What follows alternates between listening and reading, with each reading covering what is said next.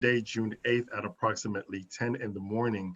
Turn We this are off. wonderfully here with Mayor Hazel Rogers of the wonderful city of Lauderdale Lakes in Florida. Good morning, Mayor Hazel Rogers. Good morning, Ted Victor. How are you? I am hanging in there considering the circumstances all across our country. I am here to have a conversation with you about many things. However, time is short and let's just talk about the essentials. I'm hanging in there. How are you, Mayor Hazel Rogers? Mayor Hazel Rogers is doing fine. My city is doing what we must.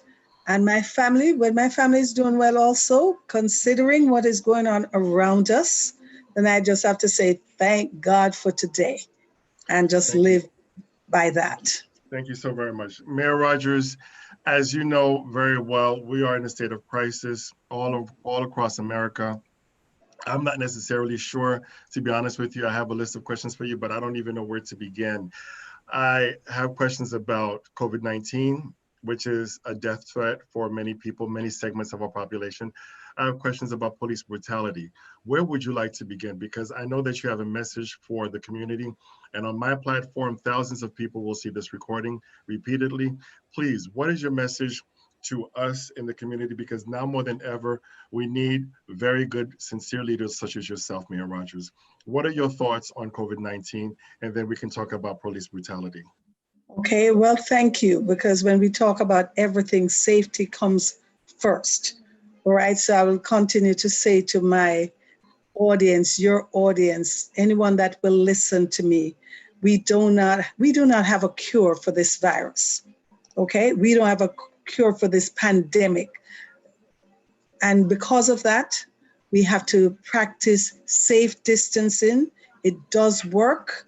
And also make sure everywhere we go, and we do this for our children also. I'm most concerned about the little ones, right? Because it's hard to keep on a mask at all time. What an environment we are living in. But guess what? We have to do what we must. So I'm encouraging everyone to continue to practice safe distancing and also to cover up, especially now that we are in this state of crisis wherein we have to protest. All right? Safety first. I always say to my young Black men and to my family member, let's live to fight another day. So as we are fighting today, and we must protest, but we all protest in different ways. Gandhi was a silent protester, right? And MLK and all of those. But we must protest. Our voices must be heard. Absolutely. Numerous voices must be heard. So I'm excited about when I watch television and I see the diversity in those who are participating, and remembering also some of the ills was not created by us. We grew up in it, but now we have an opportunity to be change makers, serious change makers. And I'm ready. I really, really am happy to hear that. Let's talk a bit about your city in particular.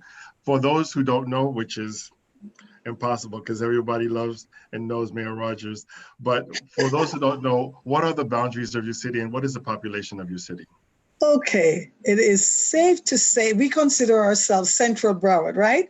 Because we are at one of the busiest intersection in the state of Florida, 441 in Oakland Park.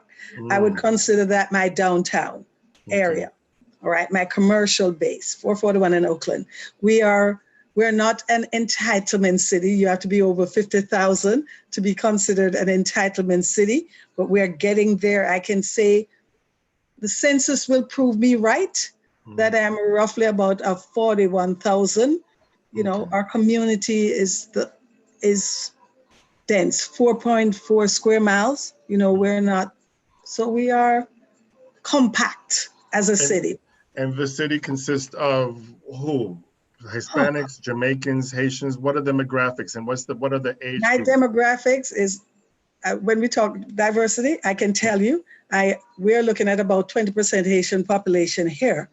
All right, we are about 89, 90, 91, let's say about 89, 90% Black community, diverse Caribbean, African American. We have some Hispanic here. We have some Asian here because the businesses that are around us, Black businesses in our communities. My major employer is Florida Medical, so you know they attract diversity because you have to be able to speak the language to take care of the people. I have a high school, 2 elementary school, and a middle school. Very diverse in languages, different languages spoken at the schools in my city. So we are very much reflective of America diversity. New York diversity. That's coming from New York. I always like to add that. And what about the age groups? Because when I interview elected officials throughout South Florida, if, for example, there's a strong or large elderly population in your city, we have to be particularly be interested in keeping your people protected and make sure that you guys have the right equipment. Is there an elderly community? Oh, yes. We have Lauderdale Lakes was considered a senior community. We have, relocating from New York here to central Broward County. So we have a lot of condominiums that are and communities that are 55 and older. I can speak to one. My mom is 89. She will be 90 in September. Wow. So you know the group that she hangs out with, and I hang out with that group a lot because they love to play cards and dominoes. All right. So that's what we do. And we do have a senior center here, and we have an Alzheimer's center program here in the city of Lauderdale Lakes, and not too many cities do have Alzheimer's and senior centers. So having said that, Mayor Rogers, because I can talk to you for a while, I'm trying to watch the time. Is there a testing center in your city? Because that's important, right? Are we testing people in Lauderdale Lakes? It's very important, right? But our closest testing center was our regional park, which is at Sunrise Boulevard and 441, right? But now that they have closed down, we still have the Urban League, which is, where that is on 27th Avenue and Sistrunk. Okay, right, and that's by the library, right?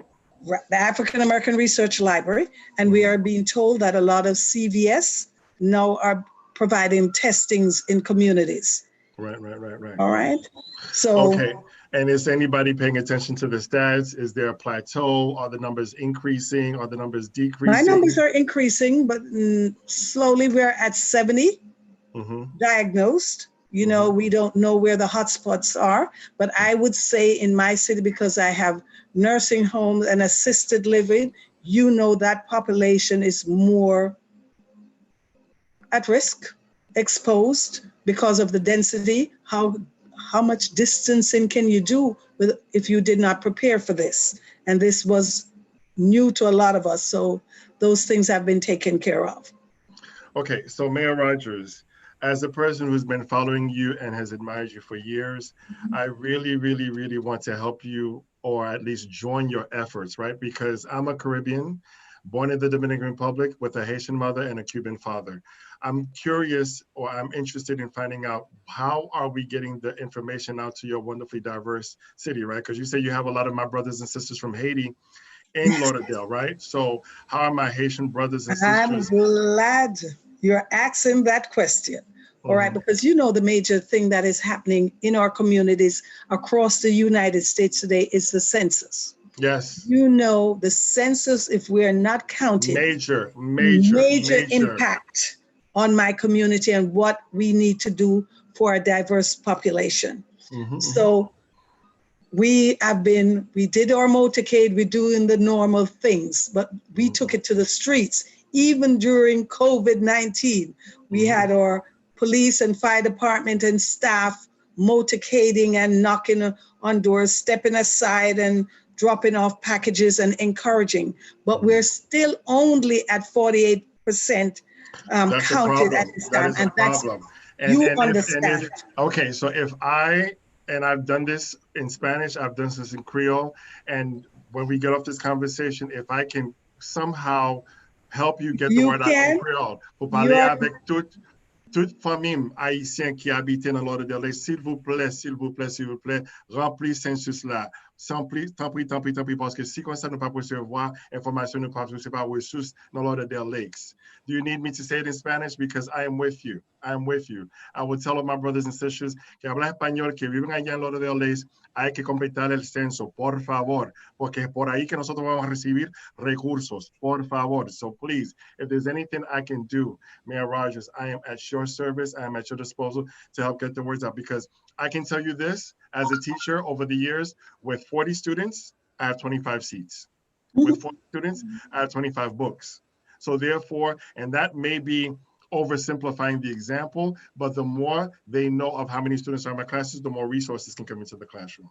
And that's what we're trying to tell everyone. So thank you already, because we have another push July 8th, and we're going out again, knocking on doors. Florida Medical asked me, how can they help? Because they understand the need for resources.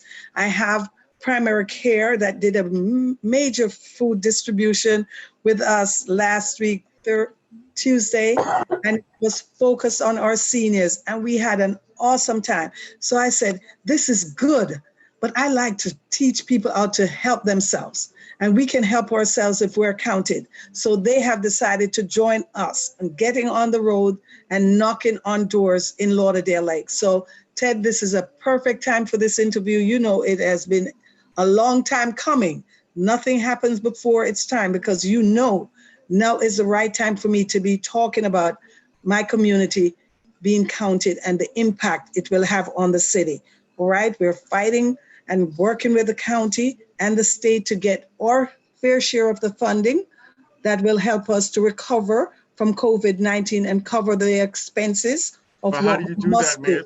Mayor Rogers, with all due respect, how do you do that if you're under that number? How do you do that? That No, number? no. We still get our fair share by population. But sometimes others might want to administer your programs. But we always believe, as a league of cities, that cities are the closest to the people, and we know where the needs are, and we can help and work with our other governmental agencies to identify the resources that we need at that time.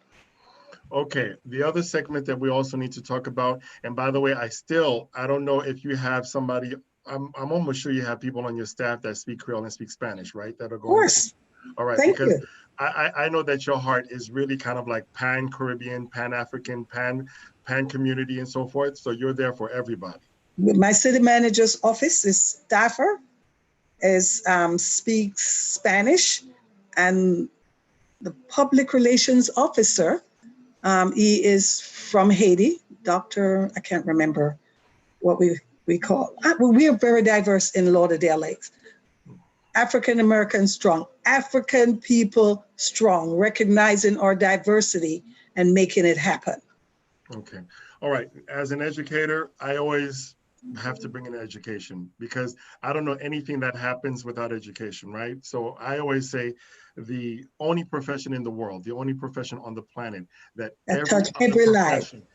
every other profession must go through is education. Of course. So talk to us about, just for a little bit, right? Because we have other things to talk about. Talk to us a little bit, what is the relationship between the commission and the school board in terms of giving some assistance to those parents who suddenly had to become teachers overnight? Tell me about that one. I am telling you, there will be repercussion based on that. And I know we have an awesome superintendent, and we were doing a virtual program online with the Kiwanis Club and our senior center, and our, not seniors as in elderly, my young groups, right? And the superintendent came on, and that was one of the questions, and they recognize it, and it's being addressed. And as a teacher, you know, you have heard from parents, and we have to make that an issue to make sure the communities that parents weren't helping that child before, all right? They were challenging helping their children. How are they going to be doing it so that they can keep up with their classes and also continue that learning experience? So those are things. We have a school advisory board, and my vice mayor is on top of that issue. It is not lost in the city of Lauderdale Lakes.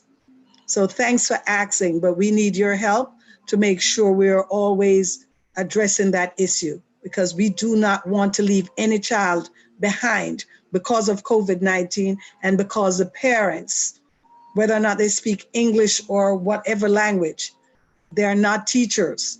And having the kids to be able to work at home, to get my work done, and also be a teacher also, it is challenging. And recognizing that, we know we have to put some extra focus and funding into make sure we're not leaving any of our children behind. And when you say funding, I have to, even though we talked about it already, I have to go back again. If there's anything I can do, right? I have this little thing called the Broward Social Network with a few thousand participants. If there's anything I can do to help you get the word out, Mayor Rogers, I am 100% at your disposal, because I believe that this era of xenophobia plus COVID-19, I believe we're going to get a hit on the census. People are afraid. People are afraid, right? You have the undocumented, have families who are documented, and as a result, there's a fear, right, of being able to say, okay, well, this is my name and this is where I live. And we have to be able to convince them that this information is not going to be reported to any reporting agencies that's related to immigration, right? It's protected for 72 years. We can say it, but we have to be those trusted voices, okay? I'm going to use people and work with anyone that is willing to knock on doors and to help us get that message out. I'm accustomed to doing it. I remember the first time I got really engaged with the census was around 1990. And a question was asked about our population, and they were trying to divide the communities. And I remember my first response openly, publicly, in anything, was, if I kept my mouth shut, you would not know that I am from a different country or a different space. Right. So if you're talking about Blacks, I know who I am. Just keep my mouth shut and look at me, and you know there's no question as to who we are, and all the challenges that we do have. All of us have the same challenges. So we need to make sure we're counted. Okay, so let's shift a little bit, okay, because of what you eloquently just stated, and this is a loaded question, so I apologize in advance. Mayor I'm Rogers, ready. I know. Mayor Rogers, do Black Lives Matter? How do I look? What question? No, I'm serious. Black lives have value. Okay. So here's what's beautiful, because I always say in every crisis there's the silver lining. Here's what's beautiful. Everybody agrees, right? Of course. Everybody, Black people. I've seen right here. I live in Pembroke Pines, but I've seen in Hollywood where beautiful, and I try not to get emotional about it, but it's beautiful to see white people, Hispanic people, Asians, my Hispanic community say that Black Lives Matter. And the reason that Black Lives Matter is because in the space of Black Lives Matter is because all lives matter. It shouldn't even be a question. It shouldn't even be a question. Okay. So, but the country is manifestación, protestando. The country is protesting because of one incident that probably has happened many more times than we know of, because there are not always cell phones on that, right? So what are your thoughts on George Floyd's incident? It reminds me of, is the last name King? Rodney King. Rodney King. Okay. California. I'm saying, how many years? 30 years ago? And yes, we had protests, but nothing like this. Because nothing like this. And we can't stop just because we are protesting and we're getting national attention, because this is happening in other places also.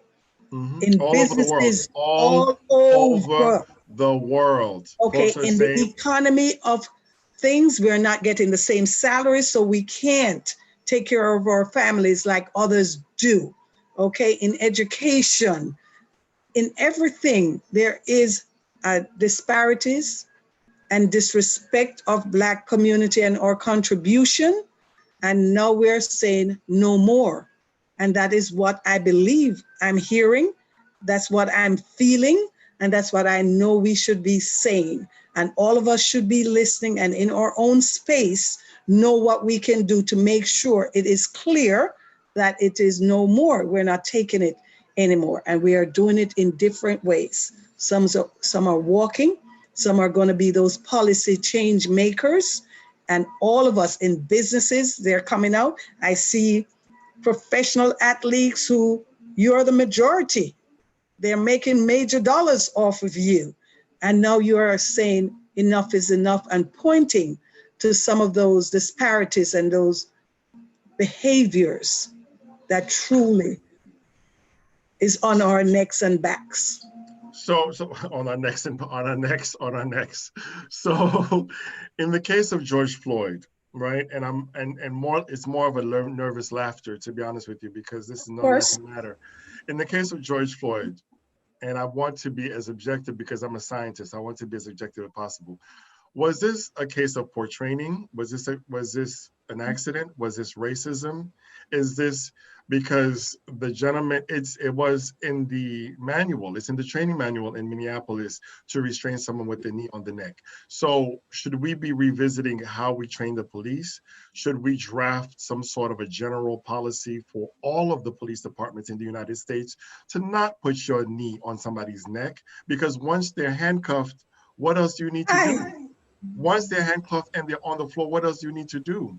So in the case of George Floyd, in the case of the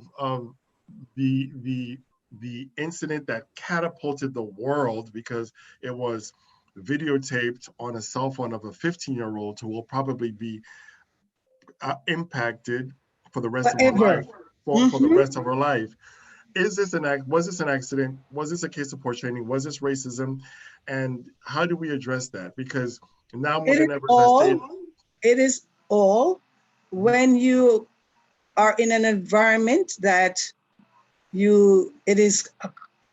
customary, how they think about you, then things like that will happen if you're in that environment. I'm trusting it is not the majority because that's not what we see around us. Yes, always in everything we do, we have people that just misbehave, just totally disrespect. I can share with you, and it has happened in my family recently in a library when two young kids were gonna be playing and one approached the other one and the other kid looked around and said, "Mommy, should I play with her?" And the mommy said, "I don't know where he got that from." And the other mother said, "Out of your house," because we were talking about 4-year-old kids in a library, the parent taking care of the older child, the little one ran over to play. All they know, it's a kid, I'm gonna play. And one of those child asked, "Mommy, should I be playing with her?" And the other mother had to say, "That is coming out of your house." So we have to know, and we have to have serious conversation and be ready for the hurt. Be ready for the hurt. If you really want to have a conversation, it's going to be painful, but you have to hear me. You have to hear me and be willing to listen to me. And that's what we have to do. So, and you said something among the many things you said something that is really wonderful and important to me. It is important for everybody to know that we're not saying that all cops are bad. Right. We're not saying that. As a matter of fact, I'm going to go ahead and say most cops are wonderful cops. And I made it my duty yesterday when I went to Hollywood Beach. I walked to a police officer and I said, "Thank you for your service." Yes. Because I do not want them to think that this is an attack on all police officers, right? But the one bad apple syndrome is pretty strong now. It's pretty strong now, the one bad apple syndrome and so forth. So let's go. The martyrs don't believe that. They truly don't believe everyone, because we have seen expressions of love from the community, the protesters and the law enforcement. But when the officers speak up, then they will get that response. But when they cover up, that's where you're having the problem. When you cover up, you have to be responsible. My mother say, you do the ill, then be ready for the punishment. That's right. That's right. All right. Does Lauderdale Lakes have its own police department, or does it borrow from BSL? We have a contract relationship with BSL. Okay. And is there going to be conversations as to, even though I doubt very There's much. one happening at that appointment that I mentioned. We are always in conversation because we understand we are so diverse that our officers have to know who their clients are, what the community is, and we have to have the conversation. There's a debate. Speaking of conversation, there's a debate, and I've been talking about this offline for years. There's a debate as to whether or not police officers should be of that community and live in that community.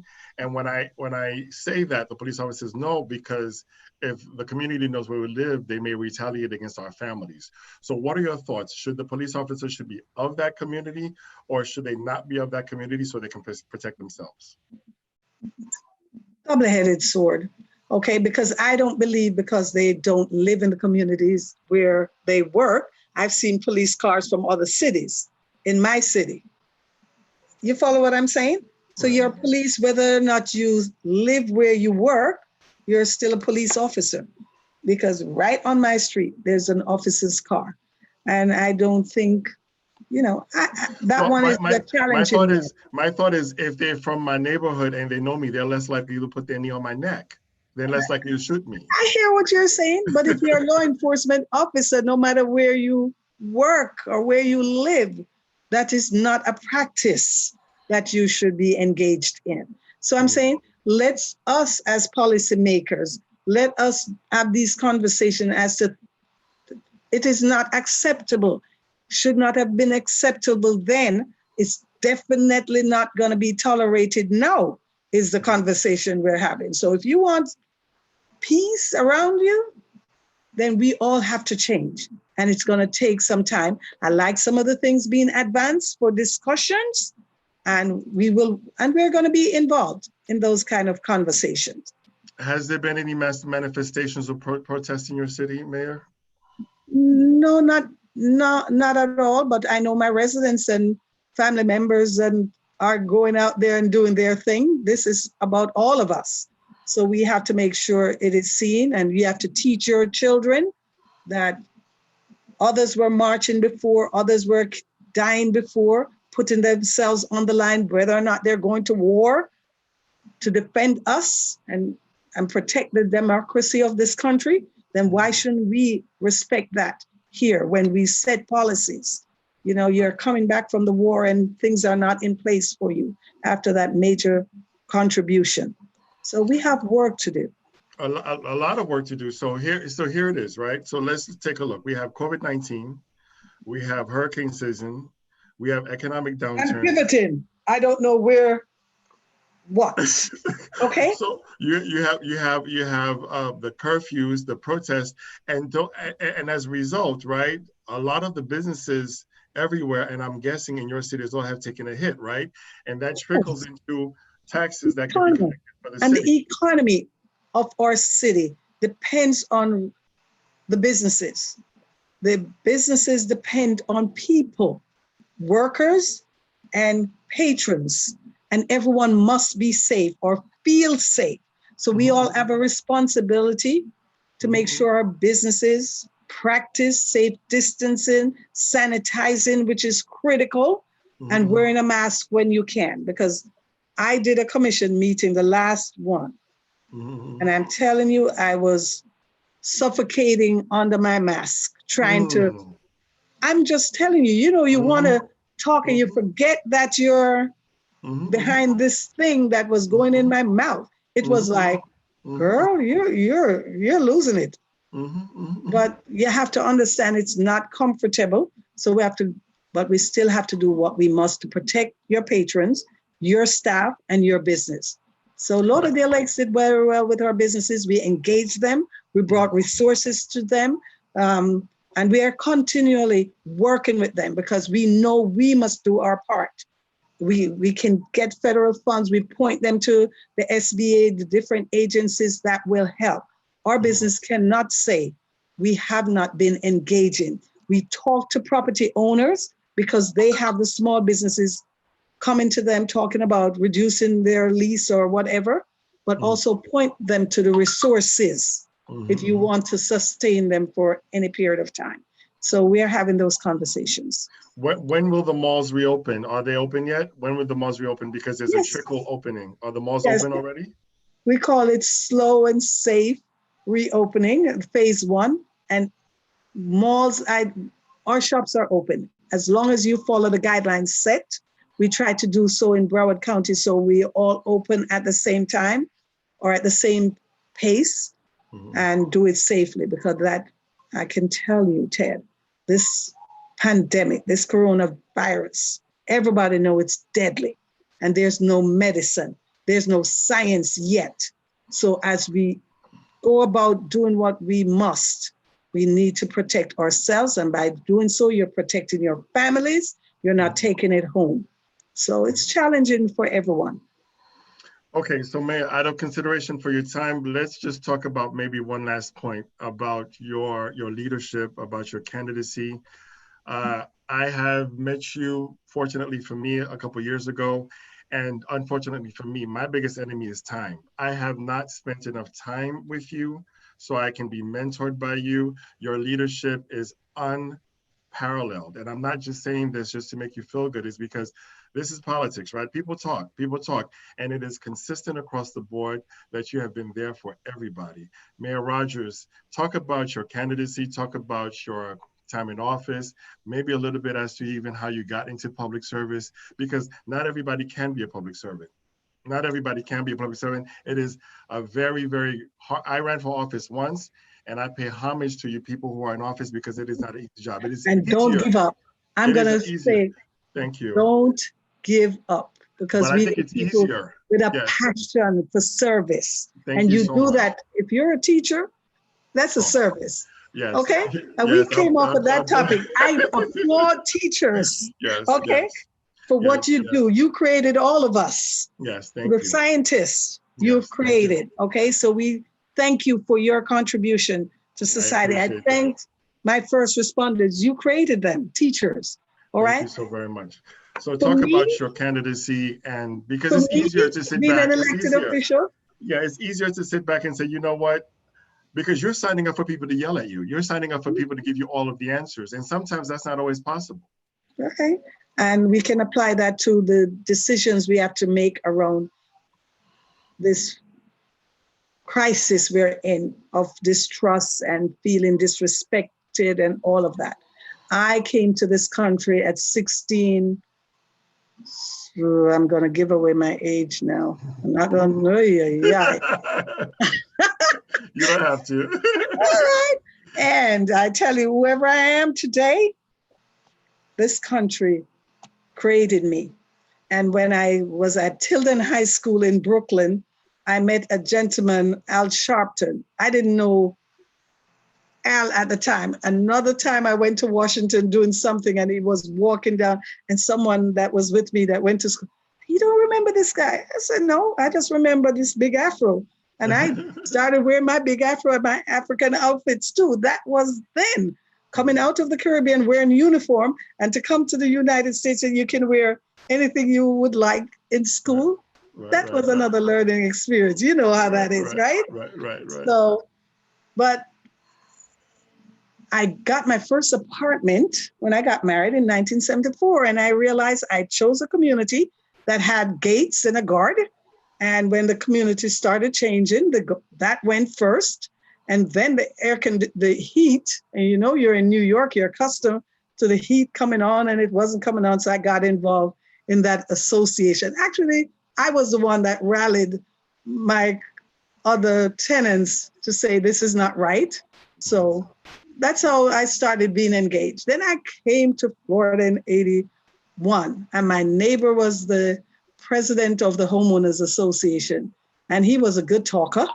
So I became the secretary, and even after I got elected in 96, I was the secretary of my Homeowners Association. I just couldn't get rid of that position. But I just love my community and I love being engaged. I started out helping folks fill out their citizenship application and engaging with Hispanic Unity and doing citizenship drive at People's Insurance here in Lauderdale Lakes. Just knowing that if you're here, you must have a voice, you must participate. Never thought of running, didn't know anything about that. When I came here, I wasn't even voting then. So, you know, I had to go through getting my citizenship, registering to vote, started voting, engaging, and that is my life today. I lost by 2 votes in 1995. Wow. 2 votes, okay? Wow. A lot of new voters came out, did not know how to press that thing. So we had dimpled Chad and could not get a recount. So I went through all of those experiences also. Then I ran in 1996 and I've been in office for 24 years. This coming March will be 25 years as an elected official. I don't know if I'm the longest serving African-American Black elected official. I have not looked at it. You guys need to look at it and let me know. I like what I do. I love people. I love representing. I don't like to feel like I'm disenfranchised. So for me, that means I must be engaged. And I've remained engaged. And I don't think I can do everything by myself. So I bring my community along. And my community and my support base is wide and broad, because when there were no other, Hazel Rogers was that Black elected that was on the ground in my community of Lauderdale Lakes and recognizing the immigrant population and engaging with my Haitian brothers and sisters way back when, till some of them remind me, you remember, especially Aud. She reminded me of something a couple years. And she has a memory like, you know what?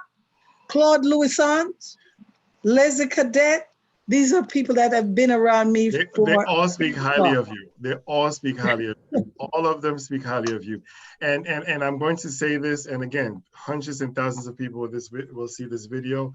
That you are a person, and I don't know if I'm even qualified to do this, but there are many more people I would like for you to meet in the Hispanic community, as a Dominican, as a Haitian, and for us to even to form a broader coalition of people, because this is an important election year. There's just no doubt about it. This is probably the most, and we probably say this in every cycle. Most important election since I've been in this country, okay? So I am ready, and let's talk about that. We have to talk about our people participating in the census. We don't know what tomorrow will bring, so we have to look at voting by mail as the only solution, because if you have that ballot in your hand, if it rains, you can just drop it off. If social distancing become a hindrance or a tool to stop us from voting, then we have our ballots in our hands. So community, if you're listening to me, my passion is all about our voices being heard this election cycle. Economic recovery after COVID is important. So counting is important. So we have a lot of things that we must do. And you have to trust your elected officials to do the right thing. You have to engage with your elected official. This is a new way for me to engage. I am being pushed into the 21st century and I'm loving it. All right, people around me know, oh, Mayor, oh, but it's okay, I'm getting there, all right? And you will get there too. And we are all here to make this community a better place for all of us, and for all of us to be respected in our space, because we all got here different time, but we are here now. This is the new norm that we have to live with and accept it, that we are not gonna just sit back and be abused. Our children are here, and we have to make sure the resources are there for them to be successful. There shouldn't be, twice as much or double the numbers that will go to college. Those statistics we know, but we have to make sure we put a dent in it, and we have to have a plan, and it must be clear to everyone. Absolutely. Mayor Rogers, in light of the time, is this your year for voting for you? Are you next year? What is your cycle? Is this your year? Is this your election year? This is my election year. I will know if I have an opponent on June 12th. If I don't have an opponent, that is good. I'm blessed. I would say thank you to the Lauderdale Lakes resident for telling me that I'm doing a good job, because that's what you tell me. If someone else gets in the race that has not been active anywhere around the community of Lauderdale Lakes and would like a name recognition out of being in a race with me, I welcome that person also. Well, I'm also, listen, I don't mean any disrespect because my parents raised me better than that, but I'm also a firm believer, don't fix anything that's not broken, right? So therefore, if, for example, you are doing the job, you're speaking for everybody in your community. You're speaking for women, you're speaking for white, you're speaking for Black, you're speaking for Haitians, you're speaking for Jamaicans, then you're getting the job done. I mean, who has a resume like Hazel Rogers? I mean, let's be honest. So, and I'm not saying this to be any type of flattery. I'm just saying it objectively speaking. You've been where? You've been to Tallahassee. I mean, how many positions have you held? Well, I served in Lauderdale Lakes for 12 years. And then I went to Tallahassee and I served my 4 terms, 8 full years. I served when President Barack Obama was the president. So it was 8 good, engaging years. Came back in 2016 as state representative or yeah, I served as state representative for 8 years in Tallahassee, District 95. Then I came back and ran in 2016 for mayor. And I'm in my 4th year and my term ends in November. But I will know if it truly ends because I filed for re-election and for my last term, and I'm waiting to see if I'm blessed by not having an opponent. But well, let me just use my platform of nearly 9,000 participants and followers to say to my Haitian brothers and sisters, s'il vous plaît, si nous habitons dans Lauderdale Lakes, c'est pour nous voter pour Mayor Magistrat Hazel Rogers. Mayor Hazel Rogers, m'a demandé nous tous pour nous voter pour Mayor Hazel Rogers. My brothers and sisters, I hope that you have some faith in me, you have some faith in her, to be able to have somebody who's going to be there sincerely, because not all leaders are sincere.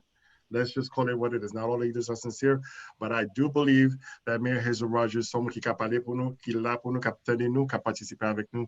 Mayor Hazel Rogers, c'est nous-mêmes pour nous voter pour lui-même. A la gente que habla español que vive en Lauderdale Lakes, les pido, hermanos, hermanas, que voten para la alcaldesa Mayor Hazel Rogers. Yo no creo que ella va a tener oponente este agosto que viene, pero si ella tenga oponente, hay que votar por ella. Les agradezco de antemano porque ella va a hablar para todos nosotros, ella va a representar a todos nosotros. So therefore, Mayor Hazel Rogers, if it means anything, I definitely appreciate you. I endorse you. I admire you. I look forward to the day, if I'm ever elected, to have you swear me in. And I would be honored. Put it up, right hand. so let me say something. Thank you for this platform. Thank you for your distance and your love from a distance. But you know, we are here. We love this community. We want to serve, and that is what it is. And when you are in the position, then you must do and represent everyone. I can't take a pile of money and just give it to one group. That's not how it is. I can't take a job and give it to you. That's not how it is. There is a process, but I can work hard to make sure that process works for everyone. And that's what we are supposed to be doing. So I thank you for what you're doing for this platform this morning. And God bless you and keep doing what you do. This is you. Thank you very, very much. Out of respect for your time, because I know that you have another important meeting. The time is 10:55. Social media land, there you have it. Interview with Mayor Hazel Rogers of Lauderdale Lake City in Florida.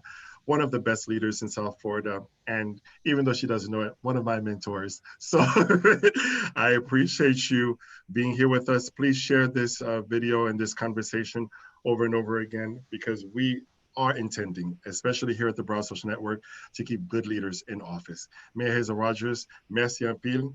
Muchas gracias. Te adoro. Te quiero mucho. Thank you. In my voice. Thank you. Thank you so very much. And I hope to continue this conversation again. You're welcome back here anytime. All right. You said so that you don't know what door you just opened up, honey. Yes, I am dedicating my platform to you. Anytime you need to help get the word out, you call me. Thank you so very much. Thank you very much. You're welcome. Bye-bye.